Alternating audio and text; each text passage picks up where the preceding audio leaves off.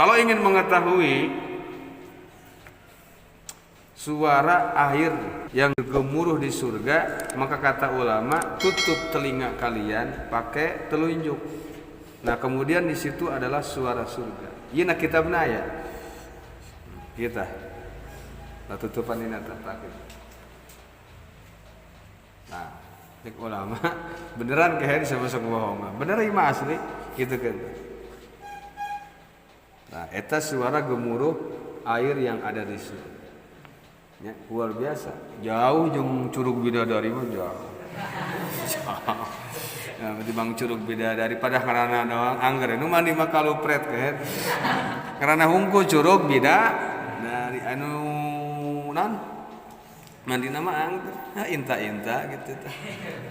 Panteu mulus ieu buka samping murutul. Ngebual. Biasa. Awak apa pasir dibuka teh ngebual we kos tarigu. Ngagibri kamu hodang sare menggibrikan diri. Kulihat beda. Baik, Sidratil Muntaha, pokoknya di situ di Sidratil Muntaha malaikat Jibril melihatkan wujud aslinya. Malaikat Jibril mengepakkan sayapnya, kemudian terlihat oleh Rasul situ mi'ati janah. Kullu janahin minha qad sadal ufuq. Satu sayap bisa nutupin alam dunia. Sayapnya doang Jibril, satu sayapnya bisa nutupin alam dunia. Kok bisa berubah malaikat? Bisa, karena malaikat mah jismun nuraniyun. Aya deui jismun nuraniyatun tatasakkalu bi askalin mukhtalifah. Jisim anu bangsa cahaya. Jadi makhluk Allah yang dibentuk dari cahaya yang bisa berubah wujud dengan wujud yang indah. Malaikat tah bisa berubah wujud malaikat. Magudean ngaleutika keur tadi keur masuk ka rumah Umi Hani lewat luhur para ngaleutika. Tapi di aslina wujud aslinya diperlihatkan di Sidratil Muntaha 600 jamnya. Ditinggalikeun di berat. Summa dakhala jannah, kemudian Rasul masuk surga. Nah, masuk surga kasih istitrad bisa ini. Kasih istitrad. Ada satu riwayat hadis mengatakan, riwayat Imam Ahmad bin Hambal di dalam kitab beliau juz pertama halaman 257 diriwayatkan an Ibnu Abbas radhiyallahu an qala lailata usriya bin nabi dakhala al-jannah fasami'a fi janibiha. Ya. Maka ketika Rasul masuk surga ada sesuatu yang terdengar di surga. Faqala ya Jibril ma hadza? Apa ini? Hadza Bilalul muadzin. Ini adalah suara Bilal sang adzan, seorang yang selalu adzan di zamanmu wahai Rasulullah sallallahu alaihi wasallam. Maka faqala Nabi SAW hina ja'a ila nas, ketika Rasul sudah sampai dan bertemu dengan para sahabat, Rasul mengatakan qad aflaha Bilal, bahagialah kau Bilal. Aflaha adalah wazan af'ala mazid tapi bimana mujarrad.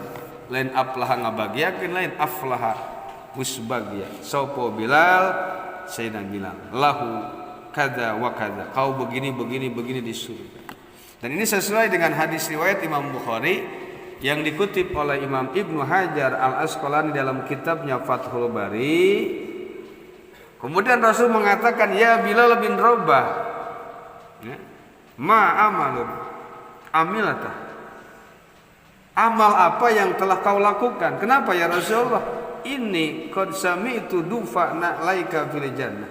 Sesungguhnya aku mendengar suara terompahmu, mendengar suara sendalmu terdengar di surga. Ya Rasulullah, aku itu ketika batal wudu selalu wudu, dan ketika aku wudu enggak langsung sholat fardu, tapi aku sholat ba'diyah wudu.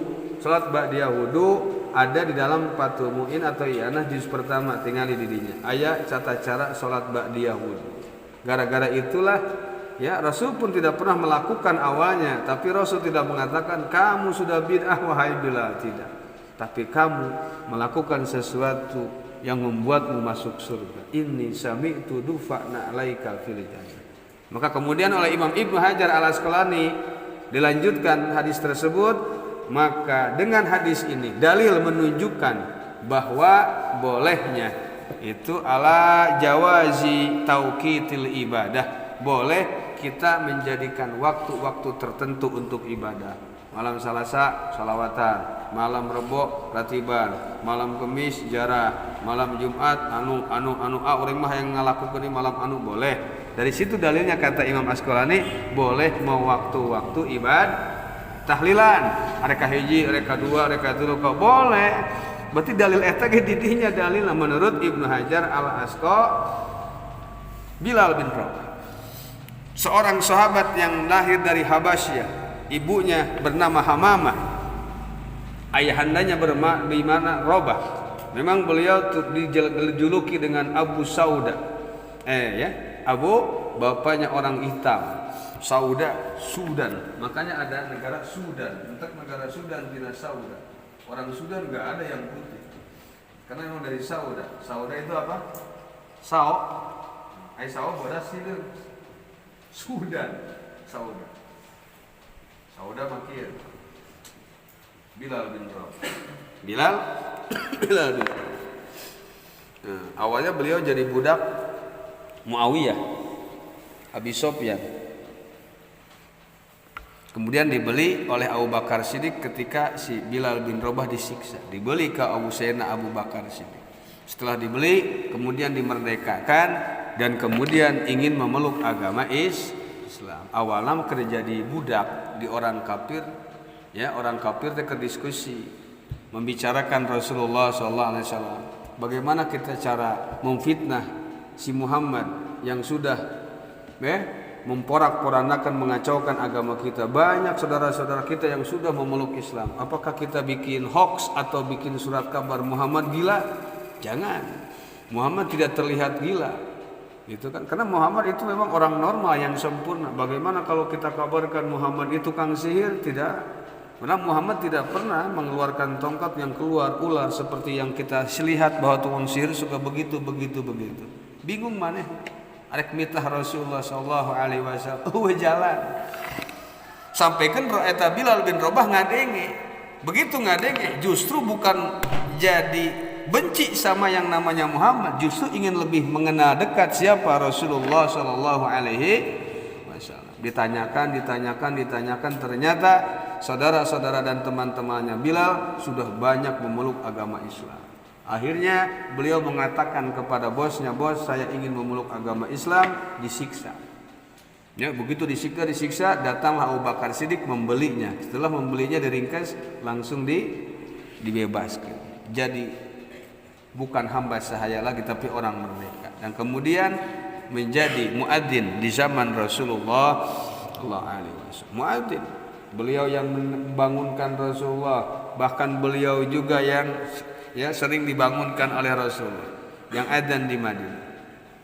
Setelah Rasul wafat, beliau pun kemudian minta izin kepada baginda Abu Bakar Siddiq, "Wahai Abu Bakar, aku meminta izin kepadamu untuk keluar dari Madinah, untuk berhenti menjadi muadzin." "Kenapa wahai Bilal?" "Karena aku tidak sanggup adzan kembali. Ketika aku adzan, Rasul selalu ada di sampingku. Rasul yang selalu memberikan aku peringatan. Tapi sekarang baginda Rasul sudah tiada. Jika itu alasanmu, maka aku izinkan." Kemudian beliau pindah ke negara Suriah, Syam. Ada nama Suriah, negara Suriah. Sudah berapa lama? Satu riwayat mengatakan 2 tahun Bilal bin Rabah keluar dari Madinah untuk menghilangkan rasa rindunya kepada Rasulullah, karena lamun adzan selalu menangis. Maka satu malam saat itu Bilal bin Rabah bertemu dengan baginda Rasulullah dalam mimpinya. "Ma hadzal japa ya Bilal? Lima lam tazurni?" "Kenapa Bilal kau sudah lama tidak berziarah kepadaku?" Bilal bin Rabah pun terbangun dan merasa ketakutan. Kemudian berbicara kepada keluarganya, "Aku ingin berjumpa dengan Rasulullah SAW." Ringkas cerita, dia berangkat, menunggang kuda. Satu riwayat mengatakan menunggang keledai. Di tengah perjalanan pun dia sudah merasa pingsan ketika sudah masuk gerbang Madinah, melihat gunung-gunung yang ada di negara Madinah. Ini bagaimana kecintaan Sayyidina Rabah terhadap baginda Rasulullah sallallahu alaihi wasallam. Dari mulai masuk pintu gerbang Madinah, dia sudah berteriak, "Ya Rasulullah, ya Habiballah." sampai suaranya pun habis. Ringkas cerita, dia sudah masuk ke Raudhah, satu dataran yang datar dan panas. Lamun urang ngalungkeun endog pasti asap. Kos ngalungkeun endog di luhur sirah nu botak. Asak langsung. Aduh, iya sirah apa kekenceng. Panas Raudhah alias negara Baki ini, kampung Bak. Ketika adzan pun Sayyidina Bilal ketika berziarah pun dengan nada yang kecil karena suaranya sudah habis. Assalamu alayka ya Habiballah, Assalamu alayka ya Rasulullah. Ketika itu beliau sedang berziarah, datanglah Khalifah Abu Bakar Siddiq dan Umar. Ya, setelah itu, hai Bilal bin Rabah, apa yang membuatmu datang kembali ke sini? Diceritakan dari awal. Oleh karena itu, sudikah kiranya kau untuk mengumandangkan adzan kembali di negara Madinah ini? Aku tidak sanggup wahai Abu Bakar, aku tidak sanggup wahai Umar. Ketika Bilal bin Rabah mengatakan, aku tidak sanggup wahai Abu Bakar dan Umar, tiba-tiba tangan kanan Bilal bin Rabah dipegang oleh anak kecil. Tangan kirinya pun dipegang lagi sama anak kecil. Ayo dong Rabah, kau adzan lagi sebagaimana kau adzan di masa kakekku dulu. Langsung ngagebeg, tahu ngagebeg? Langsung mengorejat beliau. Beliau langsung kaget, siapa ini kanan? Ternyata beliau adalah Sayyidina Hasan wal Husain. Sayyidina Hasan lahir tahun 3 Hijriah. 3 Hijriah berarti kurang lebih saat itu 3 tambah ke 10, 7 tahun. Berarti saat itu Sayyidina Hasan usianya 9 tahun. Masih 9 tahun, Sayyidina Husain masih 8 tahun, anak kecil, pantar sini jam lah. Ayolah. Tadi yang awalnya tidak mau diperintah Abu Bakar Siddiq, wahai Abu Bakar, aku tidak bermaksud untuk merendahkan. Kau memerintahkanku untuk adzan kembali, mengumandangkan adzan di Madinah ini, aku tidak mau. Tapi saat anak kecil ini memerintahkanku, aku mau. Tolong kau mengerti apa yang ada di benak pikiranku, wahai Abu Bakar. Karena ini adalah cucu duriyahnya baginda Rasulullah. Kemudian Bilal pun menatap wajahnya Hasan, karena wajahnya Hasan mirip dengan Rasulullah. Kemudian Bilal bin Rabah pun menatap kakinya Husain, karena kakinya Husain mirip dengan Rasulullah. Dalam kitab Nurul Dhalam, Sayyidina Hasan mirip sama Rasul dari pusar ke atas, Sayyidina Husain mirip ke Rasul dari pusar ke bawah. Tapi semuanya tampan. Dibanding antara Hasan wal Husain, lebih tampan Hasan. Tapi dibandingkan dua anak jeung urang mah jauh. Makanya para habaib turunan Al Hasani dengan Al Husaini beda. Al Hasani lebih gahar, lebih tampan. Seperti Syekh Alwi Al Maliki, beliau dari Al Hasani. Syekh Ali Jum'ah, beliau Al Hasani. Al Husaini banyak Hasan bagus. Kemudian ya bercucuranlah air matanya Bilal bin Rabah ketika melihat Hasan wal Husain. Kemudian dia memaksakan naik ke menara ya di negara Madinah, Masjid Nabawi, untuk berusaha mengumandangkan azan dengan suara yang terbata-bata. Ketika mengucapkan asyhadu alla ilaha illallah, asyhadu anna Muhammad, ketika menyebutkan Muhammad dan Rasulullah, saat itu pun Bilal pingsan, tidak kuat menyebut kekasihnya Rasulullah. Teruskan wahai Bilal, teruskan wahai Bilal. Maka semua yang ada di Madinah mendengar suara Bilal, karena Bilal ini suaranya anda sautan, lebih keras suaranya, bisa didengar oleh 2 kampung, bisa didengar oleh 2 kelurahan. Hebatnya suara Bilal. Semua di Madinah, di pasar-pasar, emak-emak, bapak-bapak, apakah Rasulullah bangkit kembali? Apakah Rasulullah hidup kembali? Tidak, Rasul tidak bangkit kembali. Itu siapa? Itu suara Bilal, muadzinnya Rasul. Beliau datang kembali. Bilal, itu I'm coming. Begitu datang. Terserah kalian. Yang mau nyeritainnya sedih atau mau nyeritain terserah. Tergantung gaya kalian nanti ngomong. Allah, Bilal datang kembali, Bilal datang kembali, tidak sanggup. Kemudian azan pun dilanjut, ya, sampai akhirnya Bilal bin Rabah pun tidak lama, ya, 10 tahun setelah Rasul wafat, beliau pun wafat. Jadi satu kecintaan yang luar biasa terhadap baginda Rasulullah, Karena beliau memang kalau mau azan tuh bangunin Rasulullah, ya Rasulullah bentar lagi subuh. Kadang-kadang Rasul yang bangun. Karena sekarang yang jadi hujrah syarifah, yang sekarang menjadi makom Rasul itu dulunya kamarnya Rasul. Kamar Rasul itu, rumahnya Rasul di situ. Di mana? Di Raudhah. Yang sekarang jadi hujrah syarifah, tempat istirahatnya baginda Rasulullah. Bilal bin Rabah. Bilal bin Rabah ada, suaranya tarik. Allah, tukang adzannya 2 sebenarnya. Tukang adzan Rasul di Madinah 2, di Makkah 2, ada 4 total.